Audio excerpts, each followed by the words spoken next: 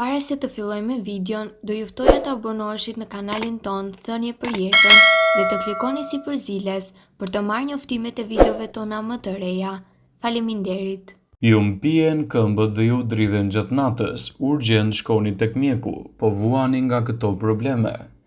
Sindroma restless e këmbëve është një çrregullim neurologjik që karakterizohet nga mpirja dhe dridhja e këmbëve.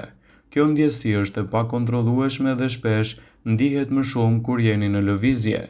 Simptomat shfaqen më së shumti gjatë natës kur personi është i relaksuar dhe intensiteti i saj mund të rritet të ndjeshëm. Nëse lëvizni këmbët që ju mpien, intensiteti i të dridhurave do të rritet gjithashtu më shumë. Është të vlerësuar se rreth 10% e popullatës botërore vuan nga kjo sindrom. Në shumicën e rasteve shkaku i kësaj sindrome është i panjohur, por besohet të ketë një gjendje komplet gjenetike që ndikon. Disa të dhëna tregojnë se nivelet të ulta të ekurit në tru mund të jenë përgjegjëse për këtë çrregullim. Në këto raste, ato mund të jenë të lidhura me faktorët e mëposhtëm si problemet me veshkë dhe diabetin. Disa medikamente mund të përkeqësojnë këto simptoma si barnat antipsikotike, barnat kundër depresionit dhe ato që rrisin serotoninën. Shtatzania veçanërisht në 3 mujorin e fundit. Përdorimi i alkoolit, probleme me gjumin mund të jenë faktorë të drejtpërdrejt ndikues në këto shqetësime. Por si mund të lehtësohet ky shqetësim? Kjo sindrom mund të trajtohet duke përdorur medikamente të cilat do t'u rekomandojë mjeku, por disa ndryshime në mënyrën e jetesës do të zvogëlojnë dhe lehtësojnë simptomat. Jap disa këshilla. Ushqeuni shëndetshëm, mos konsumoni alkool, të shkoni në mënyrë të kujdesshme edhe kontrolle tek mjeku, të bëni aktivitet fizik dhe të reduktoni stresin. Në këtë mënyrë do të menaxhoni edhe problemet tuaja, sidomos edhe me dhimbje dhe mpirjen e këmbëve. Shumica prej jush ju ka ndodhur që t'ju mpien gjymtyrë dhe padyshim është një ndjesi shumë e keqe. Zakonisht kjo ndodh për shkak të presionit që bën mbi nerva, mirë po, ky presion është i përkohshëm dhe normalizohet sapo të përhapet nga ajo zonë. Parestezia është një gjendje në të cilën mpien duart dhe këmbët. Në shumicën e rasteve ky nuk është ndonjë problem serioz, prandaj nuk keni arsye të brengoseni. Disa nga simptomat të parestezisë janë mpirja e një gjymtyri të caktuar, ndjesi shpimi si me gjilpër, nxehje të lëkurës, kruajtje. Shkaqet që shkaktojnë këtë gjendje mund të jenë mungesa e vitaminave, kryesisht vitaminës B1, B6, vitaminës D dhe E. Gjithashtu edhe prekja nga infeksione të ndryshme mund të ndikojnë në shfaqjen e këtyre komplikacioneve. Disa infeksione mund të shkaktojnë mpirje të gjymtyrëve, lëndimet e mundshme. Nëse së fundmi keni pësuar ndonjë lëndim, atëherë ju do të përjetoni mpirje të zonës dhe më pas probleme me shërimin. Përpos këtyre shkaqeve të lartë përmendura, edhe alkooli dhe disa antibiotik mund të jenë gjithashtu shkaktarët më të mëdhenj të mos funksionit të nervave. Personat që janë më të rrezikuar nga parestezia janë gratë për arsye se kanë në kanale më të ngushta nervore, personat që kanë probleme me gjendrën tiroide, obeziteti dhe disa nga mënyrat për të cilat mund të parandaloni një problem të tillë janë: ushtrohuni çdo ditë, shmangni ushtrimet që mund t'ju shkaktojnë lëndime, lëvizni sa më shumë. Krahas këtyre mënyrave, nëse nuk keni mpirje të vazhdueshme të muskujve, konsultohuni me një mjek dhe profesionist, i cili mund t'ju bëjë gjithashtu edhe një zgjidhje mjaft të mirë të shëndetit tuaj. Mpirja e pjesëve të trupit shpesh lidhet me simptoma dhe probleme shëndetësore. Njohja e simptomave dhe sëmundjeve që i shkaktojnë ato është shumë e rëndësishme për të marrë më pas kujdesin e duhur dhe kurimin e tyre. Është e rëndësishme t'ju këshillojnë vazhdimisht mjekët e duhur dhe të bëni edhe një zgjidhje mjaft të mirë të problemit tuaj. Shpeshherë mpirja e këmbëve mund të jetë paralajmëruese e këtyre sëmundjeve të rënda, citonelt.com. Skleroza e shumfisht. Sigurisht, një ndër sëmundjet që shkakton mpirje të shumta të pjesëve të trupit, përfshirë këmbët, është skleroza e shumfisht. Megjithatë, nuk është sëmundje vetëm e simptomave. Mpirja dhe pickimi i këmbëve vjen kryesisht nga një lloj skleroze. Mpirja nga kjo sëmundje do të përhapet në këmbët tuaja dhe do të zgjasë për ditë me radhë, madje edhe javë. Njerëzit që vuajnë nga skleroza e shumfisht përjetojnë mpirje të njëra këmbë dhe dobësim të tjetra. Ndaj ecja është thuajse e pamundur. Mpirja do të jetë e vazhdueshme dhe njësoj në të gjithë këmbët në rastin e kësaj sëmundje. Mund të jetë gjithashtu edhe diabeti. Më shumë se gjysma e personave që vuajnë nga diabeti zhvillojnë në forma të caktuara të neuropatisë. Kjo shkakton humbje të funksioneve dhe kontrollit të nervave përgjegjës për lëvizjen.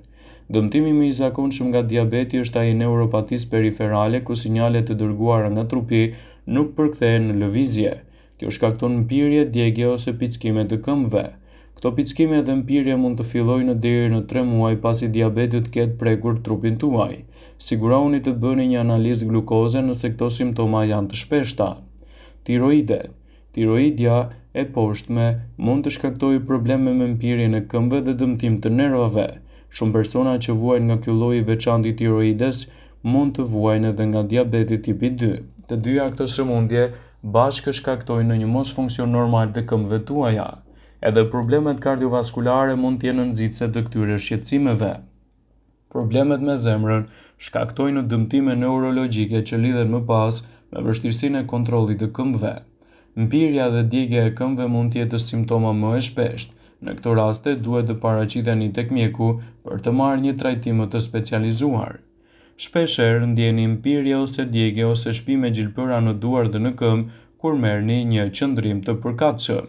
Ky është një fenomen sepse rrjedha normale e gjakut është pjesërisht e penguar, por shkaqet që përcaktojnë atë mund të jenë të ndryshme, ndonjëherë fshihen edhe në çrregullime më serioze. Në fakt, nëse shpimi dhe mpirja e ekstremiteteve ndodh shpesh edhe kur lidhet me një qëndrim të pakëndshëm, mund të ketë disa arsye. Një nga shkaqet më të zakonshme të osteoporozës mund të jetë edhe e tillë.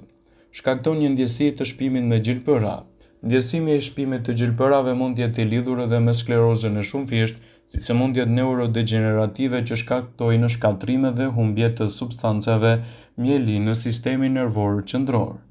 Gjithashtu, është e rëndësishme të kërkoni ndihmën mjekësore të duhur për të mbajtur nën kontroll këto shqetësime të lidhura me komplikacionet e shëndetit. Ndjenja e mpiksjes dhe ndjenja e lehtë e ndjeshmërisë ndodh sepse në një farë mënyrë qarkullimi normal i gjakut është pjesërisht i penguar dhe prandaj edhe furnizimi me oksigjen zvogëlohet, duke na dërguar përsëri ndjenjën e bezdisjes që lidhet më shpesh me duart dhe gjymtyrët. Për fat të mirë, kjo ndjenjë zhduket kur ndryshoni pozicion dhe filloni të lëvizni krahët ose këmbët, por nëse ndodh shpesh, atëherë kontaktoni mjekun tuaj i cili mund t'ju këshillojë testet klinike dhe diagnostifikuese. Shkaqet e mpirjes së gjymtyrëve mund të jenë nga më të ndryshmet. Një nga shkaqet më të zakonshme të mpirjes së gjymtyrëve të duarve të sipërm është kompresimi i indeve nervore për shkak të pranisë së hormoneve ose proceseve të artrozës që prekin rruazat e qafës dhe është e nevojshme të kryen ushtrimet korrigjuese dhe sjelljet e duhura në mbikëqyrjen e një mjeku. Skleroza e shumfisht gjithashtu mund të jetë një ndikues i fortë i problemeve tuaja. Nëse po flasim për patologji neurodegenerative që shkaktojnë shkatrim dhe humbje të substancave mielinës në sistemin nervor qendror dhe që shkakton një deficient të transmetimit të impulseve nervore, ajo mund të lidhet gjithashtu edhe me problemet tuaja të sklerozës së shumfisht, të cilët shkaktojnë përkeqësimin e gjendjes dhe rrisin gjithashtu dëmet shëndetësore. Edhe tromboza venoze gjithashtu mund të jetë një ndikues i drejtpërdrejtë i problemeve tuaja. Nëse vuani nga këto shqetësime, kërkoni këshillat e mjekut. Kjo mund të ndikojë në gjymtyrët e sipërm dhe gjymtyrët e poshtëm dhe është për shkak të pranisë së grimcave brenda lumenit venoz dhe pengon rrjedhjen normale të qarkullimit të gjakut, duke parandaluar rrjedhjen e oksigjenit në inde.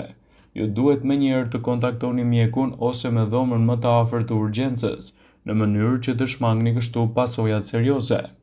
Vëmendje, ju bëjmë me dije se informacionet në këtë video kanë për qëllim që të plotësojnë, të mos zëvendësojnë në këshillat e mjekut tuaj ose ofruesit të kujdesit tuaj shëndetësor dhe nuk kanë për qëllim që të mbulojnë në të gjitha përdorimet e mundshme, masat paraprake ndër veprimet ose dhe efektet e tyre negative për shëndetin tuaj. Pasi ta dëgjonit këtë video, do ju ftoja t'i bënit like dhe ta shpërndanit atë në profilin tuaj në mënyrë që të informohen dhe miqtë e tu.